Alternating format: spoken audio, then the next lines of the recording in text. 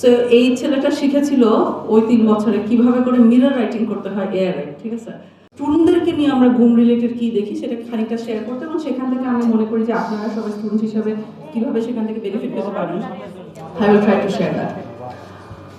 স্টুডেন্টদেরকে গুম করা হতো অলমোস্ট রেগুলারলি, কারণ গুমের একটা বড় অংশ মানুষ তো ইয়াং পপুলেশন থেকে আসতো, তো তাদের মধ্যে অনেককে গুম করা হতো, এবং তাদের অ্যাডাপ্টেশন আয়নাঘরগুলোর ভিতরে বিভিন্ন রকমের ছিল। সামটাইমস কয়েক ক্রিয়েটিভ অ্যাডাপ্টেশন ছিল। যেমন একটা উদাহরণ দিই, একবার একজন ছেলের সাথে কথা বলছিলাম, ওনাকে জিজ্ঞেস করেছিলাম যে উনি অনেক বছর ছিলেন, 3 বছরের উপরে ছিলেন আয়নাঘরে। তো ওনাকে জিজ্ঞেস করছিলাম যে কারোর সাথে কখনো কথা হতো কিনা, কিভাবে কথা হতো, সারাক্ষণ তো চোখ বাঁধা থাকতো ইত্যাদি।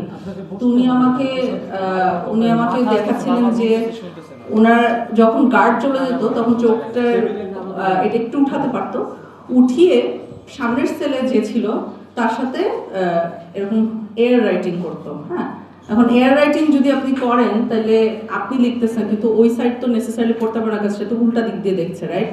সো এই ছেলেটা শিখেছিল ওই 3 বছরে কিভাবে করে মিরর রাইটিং করতে হয় এআই, ঠিক আছে। তো আমি এটা শুনে খুব চমৎকৃত হয়, আমি বলেছিলাম যে তাই নাকি, দেখি দেখান তো, বলে আমার নোটবুকটা এগিয়ে দিয়েছিলাম।